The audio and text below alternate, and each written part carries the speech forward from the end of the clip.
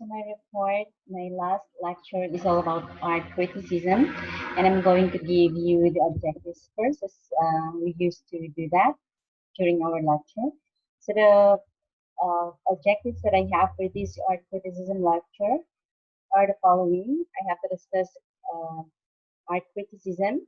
I have to define the 4 steps on how to do art criticism, and then we will be discussing I will be telling you and sharing to you how to describe a piece of art using the 4 steps, and of course, critique a piece of art. So that will be the final output that you're going to have from this program or course. So basically, what is art criticism? Let me have a recap on what we had discussed for the past few weeks. We're almost done with everything, but I wish to tell you that through this lecture on art criticism, though it's brief and short, this lecture will all the more help you understand what art is, what art appreciation is. And in here, we're going to do lots of art critiquing, extracting the aesthetic of an art piece. Then you will only come to appreciate your uh, art pieces or artworks. So basically, what's art criticism? Art critics usually criticize art in the context of aesthetics or theory of beauty. Art criticism is responding to interpreting meaning and making critical judgment about specific works of art. One of criticism's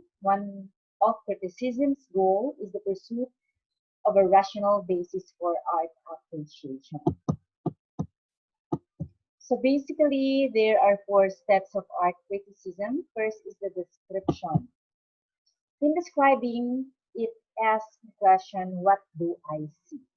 So in describing, we have the details for observation to recognize the subject in the artwork. And then we have the size and the media, and then we have the date and the title. These are the 2 types of subject, which is non-objective matter or objective subject matter. So usually these are the subject for a piece of an art when it comes to describing a piece of art. So this is what we usually see on a painting. Like we have the artist's name, we have the details of the of the painting itself is using the describing the artist. That is description, under description. That would be the first step. And then usually when you describe a piece of art, you ask this following question: what is the name of the artist who created the artwork? What kind of an artwork is this? What is the name of the artwork? When was the artwork was created? So what are the media that was used in the artwork? So these are the materials that were used in the artwork. It could be a painting made of acrylic or oil or watercolor. And also, what do you notice when you look at the artwork? What are your senses could sense or see? What your eyes could see? What your hands could feel when you try to uh, critique or describe the piece of art? Or is a time, place, or event shown? What time of the day was the art created? What kinds of color, shapes, lines, and textures were used in the art piece? So these are the common things that you can see when you describe a piece of art. Okay. So next one is the after describing or after the first step, which is description, then we have analysis. So in analyzing, you try to ask the question, in analyzing your piece of art, you try to ask the question, how is the artwork organized? Okay, we already finished the principles, the elements found in a piece of art, or what are the elements applied, or what are the principles of being applied or used as a guide in creating the artwork. So when you come to analyze a piece of art, it relates the sign with the element and principles of art and design. So you're trying to synthesize the elements, the principles, coming up with the design. So you're looking at the design. How was it organized? How was it designed? So it is in this step, second step, the analysis step, to discover the whole ideas that is being organized, trying to synthesize the principles and elements used in a piece of art. Okay, so now you focus on the tones, the shape, the design, the texture, the space and tone and color, and how are these elements guided by the principles being used in creating the particular piece of art. So that's where your analysis is being extracted. So when you analyze a particular piece of art, these are the questions that we usually ask. How has the artist used the colors in the artwork? What sort of effect was it created from those colors? How the artist used the elements in the particular work of art, or how these elements take into effect? What are the effects of these principles being used in those pieces of art? So what's the overall effect? What's the overall visual effect of this particular art when you try to mix the elements and you combine the elements and principles being used in that particular piece of art? So you come up with the whole meaning, trying to synthesize, trying to consolidate the impact of the elements and the impact of the principles being used in that particular art. So that's how you do your analysis. Is it rich? Is it like does it use visual tricks, or does the title compensate with how the visuals and the elements and the principles being used in the art, does it portray? Is it like does the title match with the how the piece of art is being created? Something like that. So that's how you do your analysis.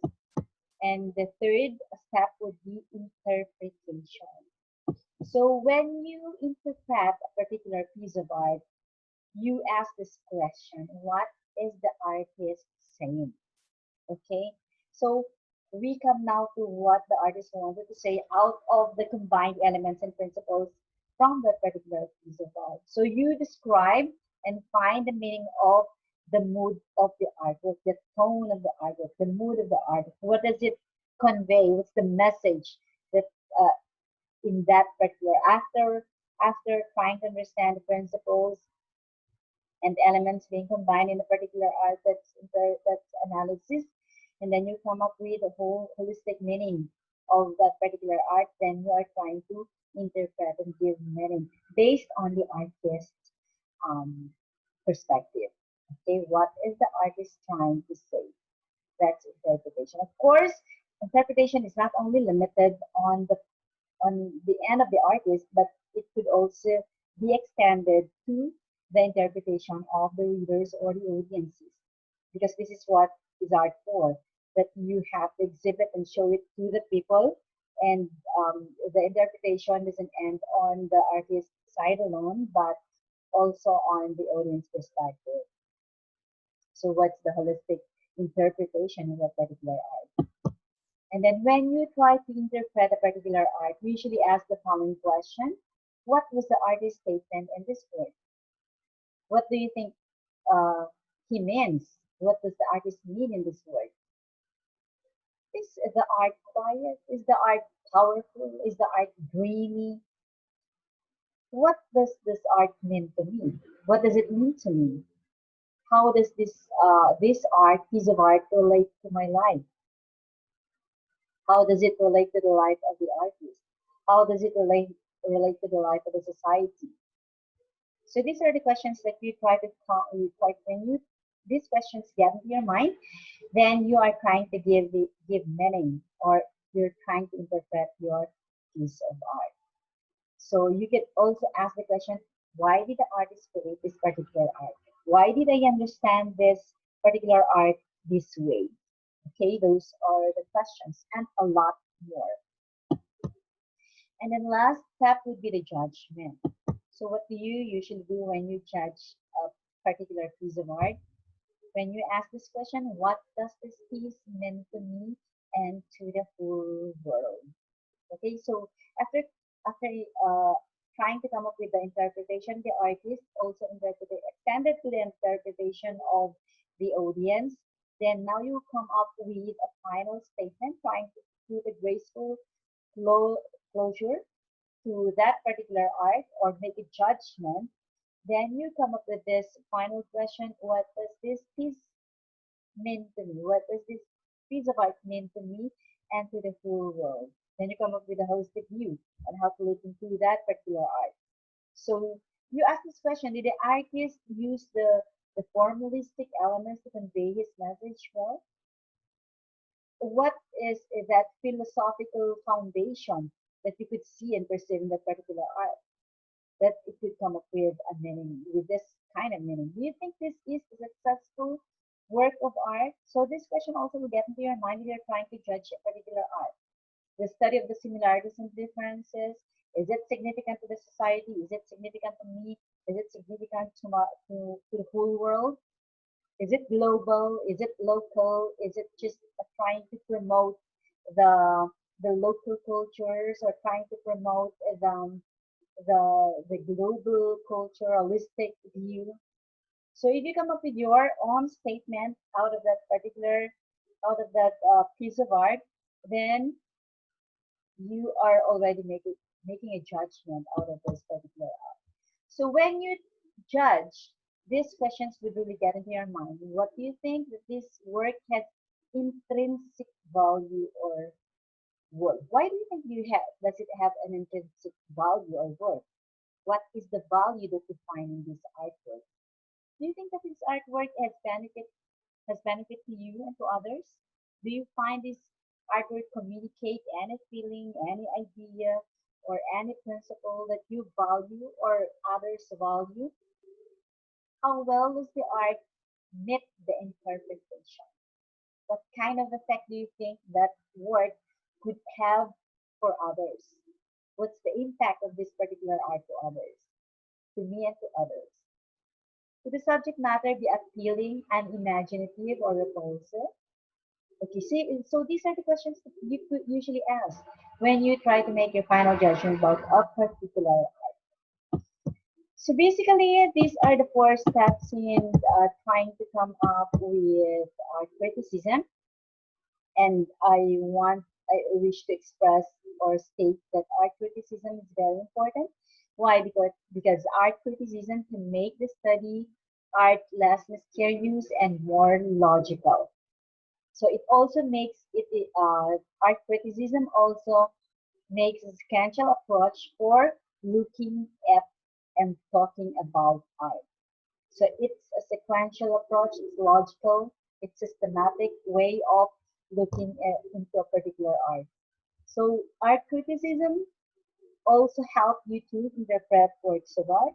Okay, see that particular work of art in different perspective, in the perspective of the author or the artist, and in the perspective of the audience or your own perspective, and in the global perspective. So by doing art criticism, it will also give confidence to discuss work of art without worrying about what other people might think, because you will be portraying in a very logical and systematic way on how to understand a particular art.